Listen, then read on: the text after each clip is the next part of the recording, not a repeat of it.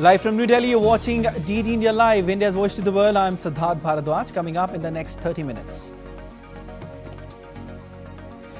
India's Prime Minister Narendra Modi to attend G7 Outreach Summit in Italy will focus on AI, energy, Africa and Mediterranean, apart from issues crucial for the global south. G7 Summit kickstarts in Italy. Centerpiece of the opening day of summit is deal on using interest from frozen Russian assets to provide $50 billion loan to Ukraine. US President Biden and Ukrainian President Volodymyr Zelenskyy signed 10-year defense deal at G7 Summit. Zelenskyy hails pact as a bridge to NATO membership. Special IAF plane carrying mortal remains of 45 Indians killed in Kuwait building fire arrives in southern Indian city of Kochi.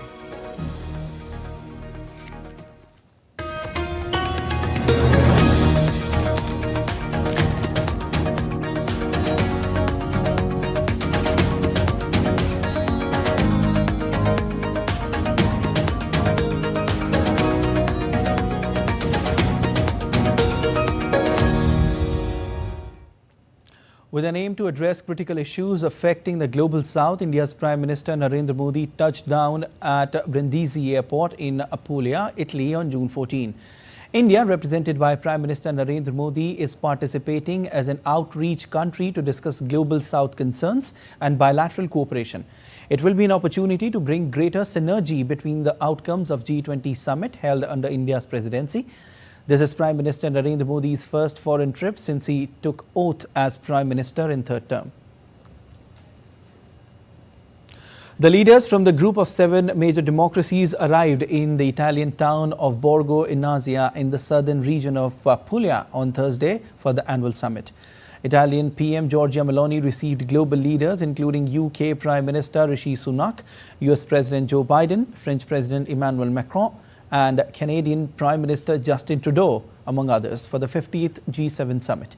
The G7 comprises the United States, Japan, Canada, Germany, France, Italy, and Britain. The European Union participates in all discussions and is represented by the presidents of both the European Council and the European Commission. The host country traditionally invites outside guests to join some of the sessions. Pope Francis, the King of Jordan, as well as the leaders of Ukraine, India, Brazil, Argentina, Turkey, the United Arab Emirates, Kenya, Algeria, Tunisia, and Mauritania, which holds the presidency of African Union, will attend the 50th G7 summit this year.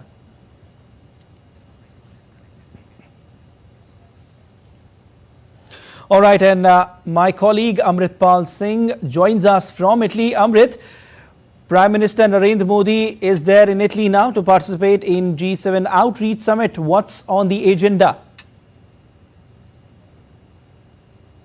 Well, the Prime Minister in a short while will start his bilateral meetings. He's meeting with the French President. He's meeting with the British Prime Minister. He's meeting in the afternoon with host Giorgia Meloni. So he has about 7 meetings with leadership of the G7 and the participating countries as well. We are hearing that he could meet President Zelenskyy of Ukraine. So that is the bilateral aspect of the program. And then, as you said, that the Prime Minister shall be addressing an outreach program. The outreach session of the G7 this afternoon, actually by Indian Standard Time in the evening. The Prime Minister, where the G7 leadership and the invitee countries, there are about 12 countries of Japan and India from Asia, though Japan is a member of the G7, it's not an invitee country. There are countries like Brazil from the South American continent. Then there are countries from the African continent, countries from the Arab League. So, they're essentially representing the global south here at the G7 summit. So the Prime Minister will be addressing an outreach session in the evening Indian time.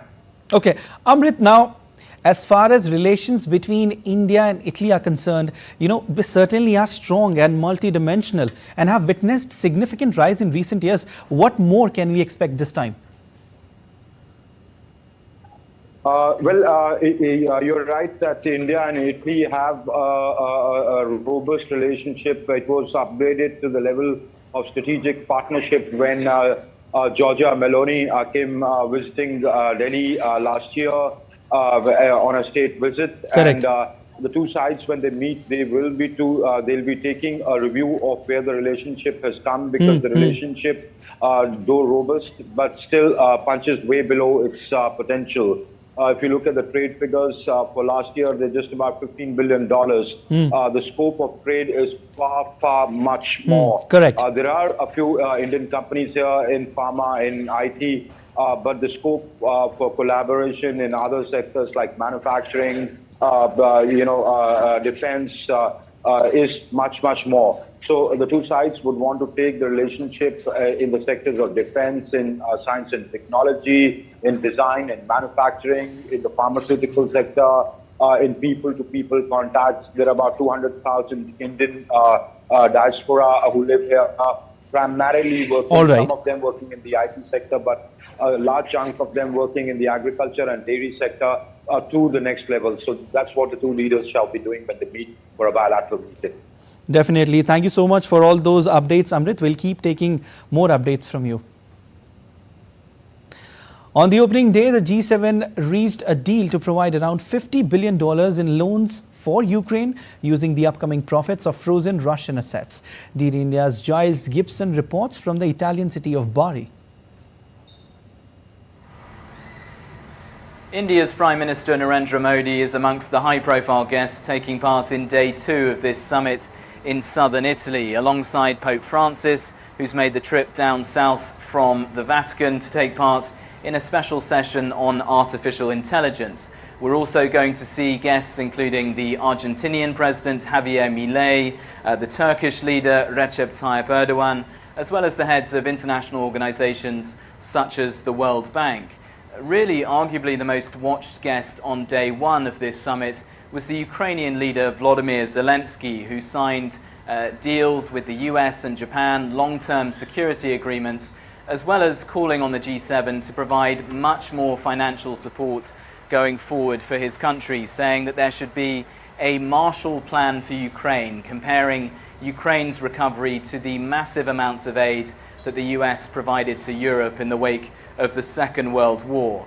Meanwhile, the Italian Prime Minister Giorgia Meloni, at the end of the first day of the summit, announced that a political deal had been reached in terms of providing a $50 billion loan to Ukraine using the profits, the future profits, of frozen Russian assets in the West. This is an agreement that has taken months to broker amongst the G7 nations in terms of its legal structure across multiple jurisdictions. And in the coming weeks, officials from the G7 nations will also have to thrash out the details in terms of legally, technically, how it's going to work. But Giorgia Meloni, the Italian Prime Minister, was clear that the aim is to get the funds to Ukraine by the end of this year.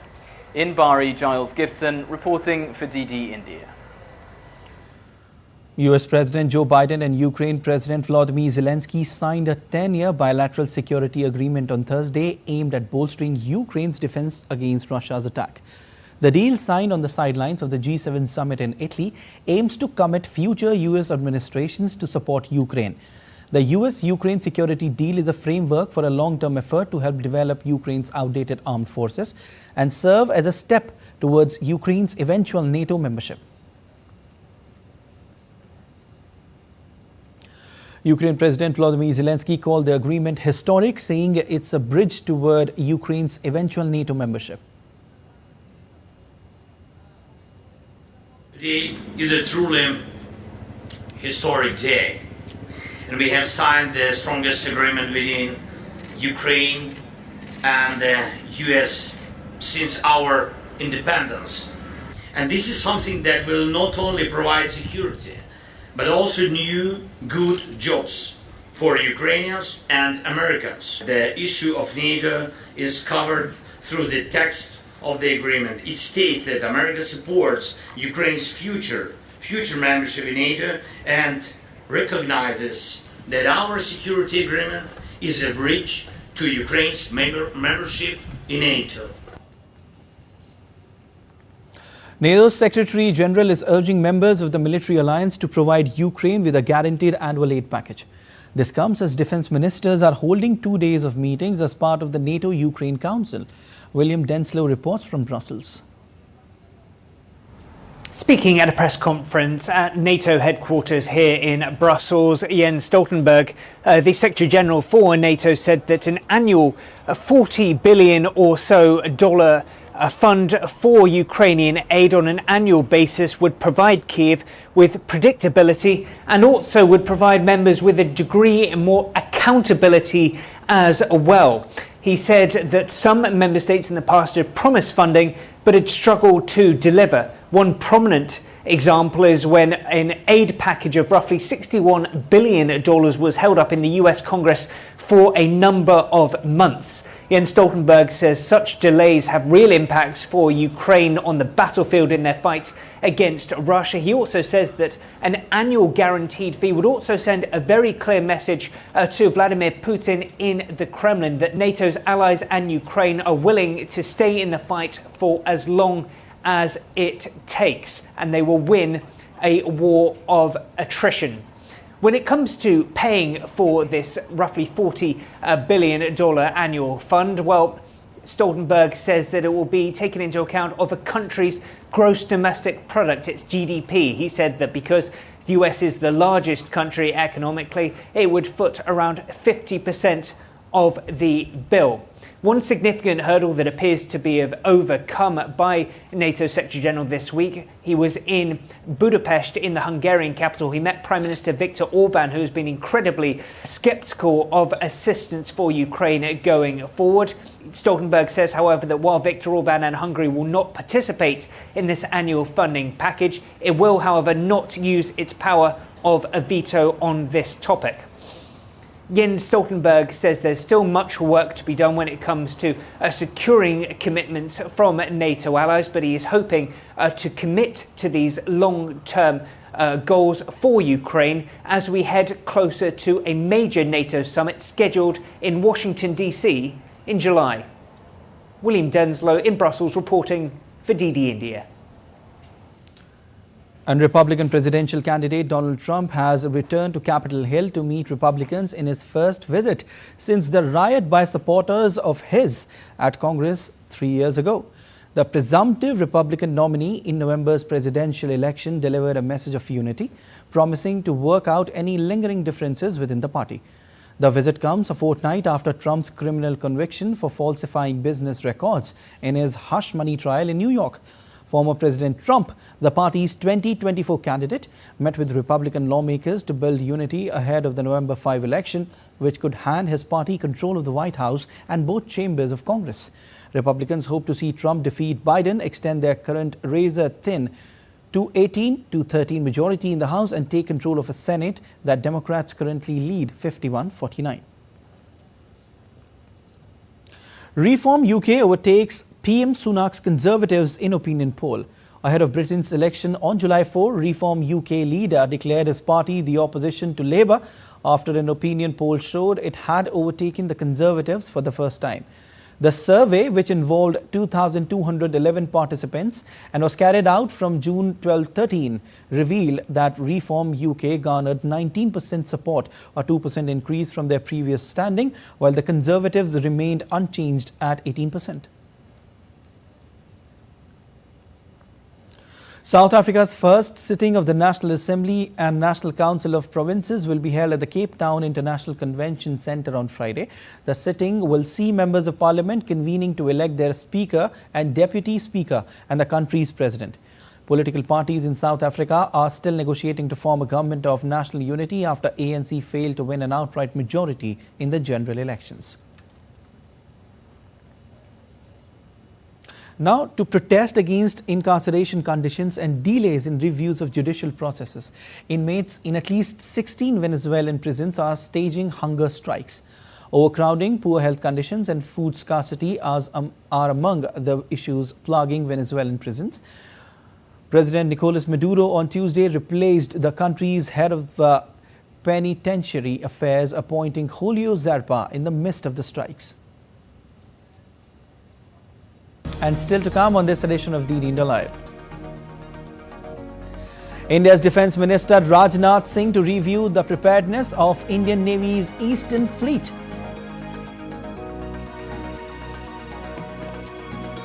Celebrating a timeless practice of yoga that celebrates oneness and harmony.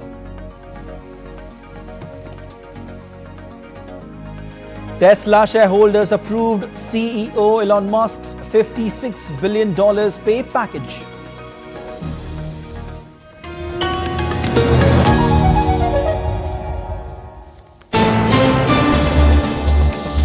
Voice of a rising aspirational world. Stories of challenges, struggles and accomplishment.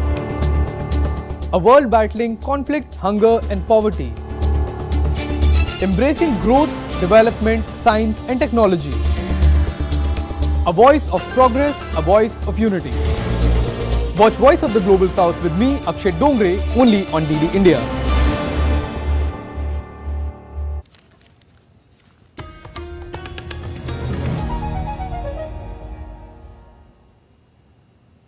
You're watching DD India Live. I'm Siddharth Bharadwaj. An Indian Air Force special aircraft carrying the mortal remains of 45 nationals who lost their lives in the tragic fire incident in Kuwait arrived in southern Indian city of Kochi on Friday. The aircraft carrying mortal remains of deceased first landed in Kochi, as most of victims are from Kerala, before proceeding to Delhi for the victims from northern states.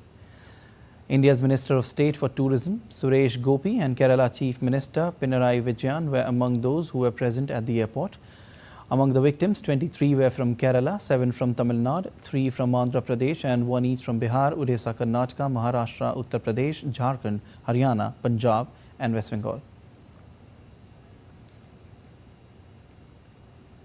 India's Minister of State for External Affairs, Kirti Vardhan Singh, has thanked the Kuwait government for taking this incident very seriously and completed the procedure of identification so that the mortal remains could be brought back as soon as possible.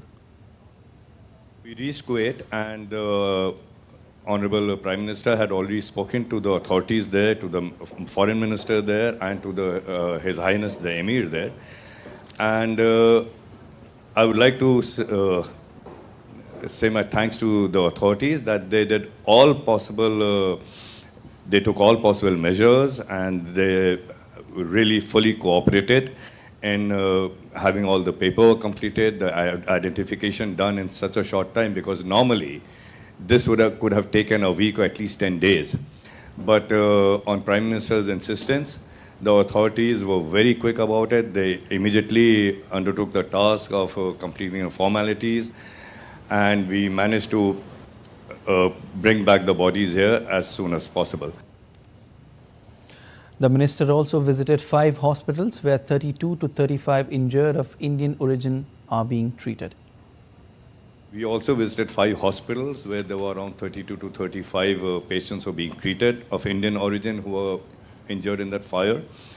And we spoke to them individually, we inquired about their health, and all the hospitals and the directors were there. And I would also like to thank the hospital staff of each hospital that exceptional care is being taken by the hospital staff and the doctors of those patients.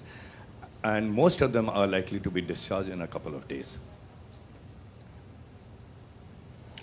Amidst devastating landslides in Papua New Guinea, relief assistance from India reached the island nation on Friday.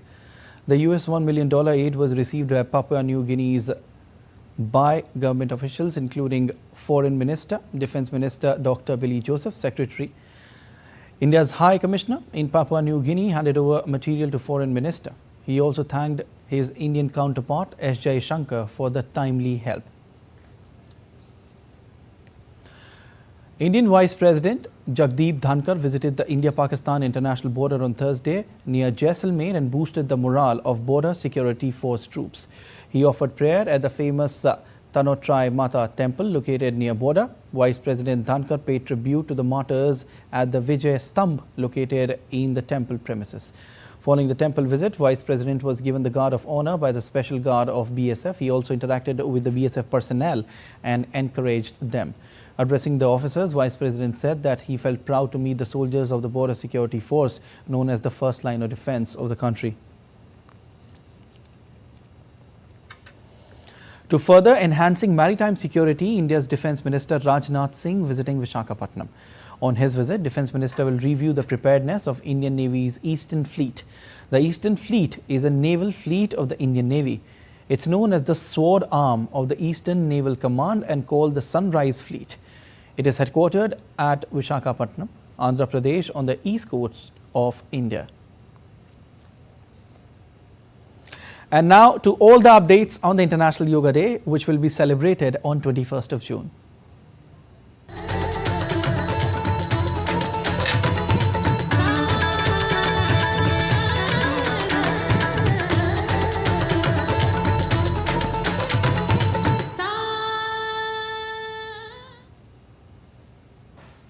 With a week left for the celebration of International Yoga Day, the High Commission of India and Sri Lanka's Eastern Province Tourism Bureau organized a mega yoga event on Friday. The event saw participation by around 5,000 students and members of the society. Governor of Eastern Province, Senthil Thondaman, thanked Indian Prime Minister Narendra Modi for making yoga popular worldwide. The event is part of 10-day-long Yoga Mahotsav, which will end on 22nd of June in Colombo. In collaboration with Indira Gandhi Cultural Centre, High Commission of India Dhaka Evergreen Yoga organized a pre-event at popular Ravindra Sarovar Park in Dhaka on Friday. The event aimed to garner attention towards upcoming International Day of Yoga 2024 with focus on popularizing the benefits of yoga to the masses. The event witnessed greater participation by yoga practitioners and enthusiasts. Currently, the country boasts more than 200 certified yoga teachers and nearly 25 active yoga organizations in the capital itself. Many more Yoga Day related events are lined up in the coming week across the country as people are demonstrating great interest towards yoga.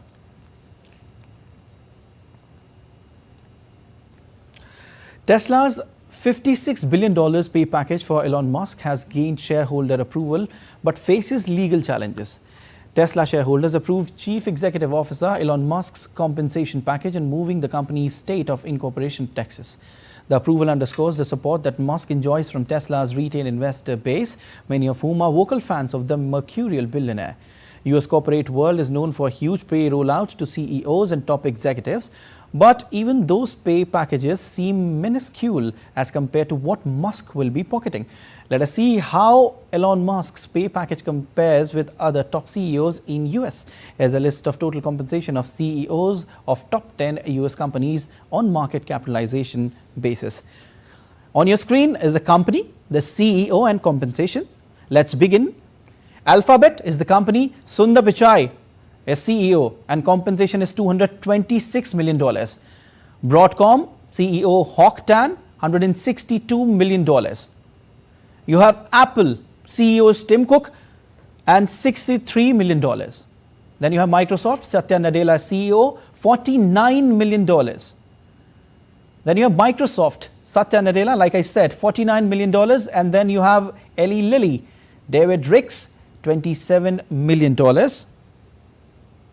Then you have Meta Platforms, Mark Zuckerberg, a widely known personality, and $24 million. Let's compare it to also Elon Musk's compensation. Then you have Visa, Ryan McInerney, $23 million. Nvidia in news since more than 2 months now, Jensen Huang, $21 million. Amazon, Andy Jassy, CEO, $1 million. And then you have Berkshire Hathaway, Warren Buffett, $0.41 million. So you can compare it with Elon Musk's compensation. And the yen fell to an over 1 month low on Friday after the Bank of Japan stood pat on rates and said it would trim bond buying in the future, while the euro, mired in political turmoil, was headed for a weekly loss. Two-day policy meeting would continue to buy government bonds at the current pace and would only lay out details of its tapering plan for the next 1 to 2 years at its July policy meeting. Markets had expected the central banks to announce a reduction of its massive bond purchases this month following various media reports in the lead up to Friday's decision. All right, and Afghanistan beat Papua New Guinea by 7 wickets in Trinidad to reach the Super 8 stage of 2020 World Cup. They have ended New Zealand's slim hopes of progressing. Spearheaded by left-arm seamer Farooqi, the Afghan bowlers kept opponents under 100 runs for the third time in their 3 matches in the tournament. Dismissing the Papuans for 95. In another match, England needed only 19 balls to thrash already eliminated Oman by 8 wickets in record time and keep their hopes alive of reaching the Super 8 stage of the T20 World Cup. England made a speedy start as Oman were skittled out for 47 in 13.2 overs. The win was fastest in T20 World Cup history and crucially gave the holders a better net run rate than rival Scotland. That's all for this edition of DD India Live, but let us know your thoughts on the news of the day. For those on the go, you can get all the latest news and updates from India and across the world on DD India mobile app. The app is available on both Android and iOS platforms. Scan the QR code on the screen to download now. We'll be back with more news as it breaks here on DD India. I am Siddharth Bharadwaj from all of us here in Delhi. Thanks for watching DD India Live.